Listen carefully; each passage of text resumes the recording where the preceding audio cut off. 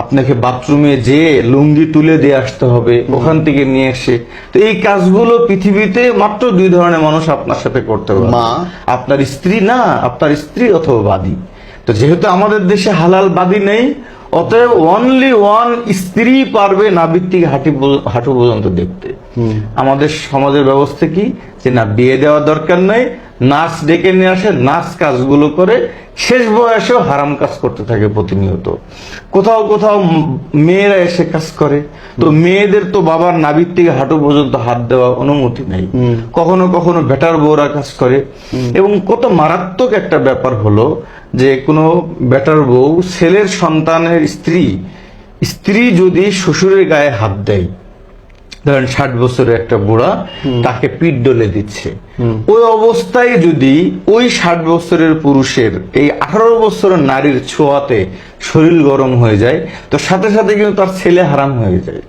Seriously? হ্যাঁ, যদি কোনো শ্বশুরের গায়ে স্ত্রীর হাত পড়ে, বেটার বোর হাত পড়ে, আর শ্বশুরের যদি ভিতরে কামভাব চলে আসে, সাথে সাথেই শুধু তালাক না, চিরজীবনের জন্য হারাম হয়ে যাবে সন্তানের জন্য। এবার বলেন সমাজে কত পার্সেন্ট নারী, এটা কি ইসলামে সহিহ হাদিস? সহিহ হুরমতে মুসাহারা বলে এটাকে।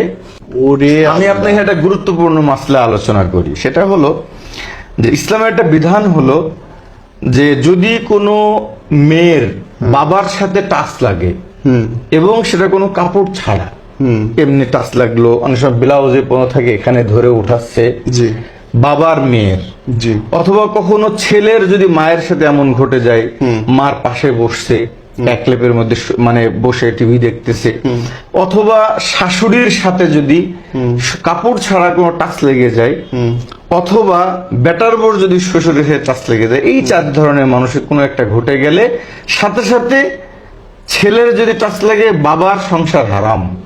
হ্যাঁ, যদি বেটার বোর টাচ লাগে তাহলে জামাইয়ের সংসার হারাম। হ্যাঁ, যদি শাশুড়ির টাচ লাগে তাহলে নিজের মেয়ের সংসার হারাম। হ্যাঁ। এবার বলেন যে এই যে একটা বিরুদ্ধ বাবাকে তার বেটার বউ তার মালিশ করে দিচ্ছে, টাচ লাগলেই হারাম? টাচ লেগে যদি ভিতরে কাম আচ্ছা, ভাব আসে, মানে টাচ লেগে ভিতরে কামভাব আসলে আসতেই পারে। আসতেই পারে, মানুষের মন, মানুষের মধ্যে বাস্তবতা, যেখানে আপনার ফ্যামিলি চলতেছে, আল্লাহ মাফ করুন, but it is true. True, এবং আসবেই। ধরেন কথা বলছে আল্লাহ রসুল, বাবা মেয়েদের যখন বড় হয়ে যায় তাদের থেকে বিছানা আলাদা করতে বলছে। কেন করতে বলছে? কারণ আপনি পুরুষ মানুষ, আমাদের সম্পর্ক যেটা আছে রক্তীয় সম্পর্ক, এটা তো আপন জায়গায়, কিন্তু শরীর যখন শরীরের কাছে যায়, সেটা যদি হয় আপনার যেটাই হোক না কেন, শরীরের কাছে গেলেই কিন্তু শরীর কথা বলবে।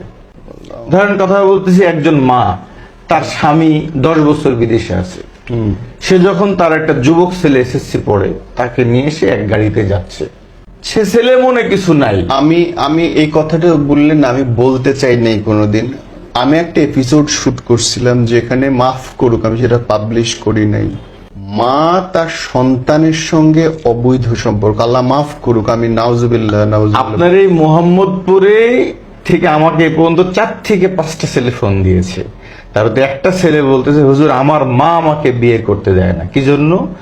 বাবা মারা গিয়েছে, উনি সামাজিক স্ট্যাটাসের জন্য আর বিয়ে করবে না, কিন্তু আমাকে ব্যবহার করে এবং বলে তুই যদি একটা বিবাহ করিস তাহলে আমি আত্মহত্যা করবো, আমাকে বিয়ে করতে দেয় না। এই পরিমাণ নোংরামি শুরু হয়েছে। অথচ সে ছেলে বলতেছে, হুজুর আমি 3 দিনে জামাতে গিয়েছি অনেকবার, আমি জাহান্নাম থেকে বাঁচতে চাই।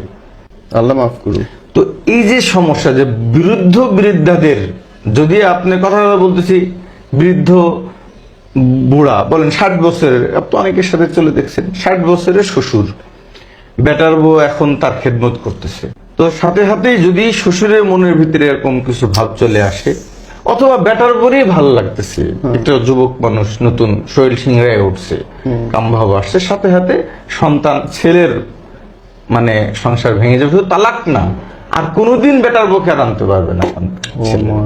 এই জন্য এই বৃদ্ধদের এই বয়সে যেহেতু পৃথিবীর কারোর খেদমত করার অনুমতি নেই, অতএব ওই মুহূর্তেও একজন বৃদ্ধের স্ত্রী দরকার তার খেদমত করার জন্য। আমি জানতামই নেই।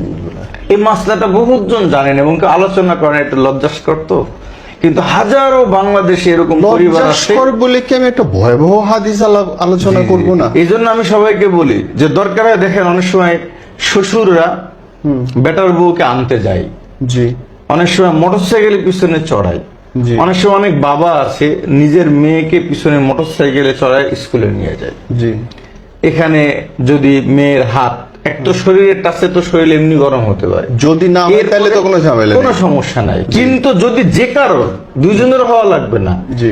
যে কোনো একজনের যদি কাম ভাব চলে আসে, নাউজুবিল্লাহ। ভিতরে শিরায় উঠে, শরীরের ভিতরে পরিবর্তন ঘটে, তাহলে সাথে সাথে হারাম হয়ে যাবে। নাউজুবিল্লাহ। আল্লাহ মাফ করুন। আল্লাহ আমাদেরকে মাফ করুন। আল্লাহ আমাদের মাফ করুন।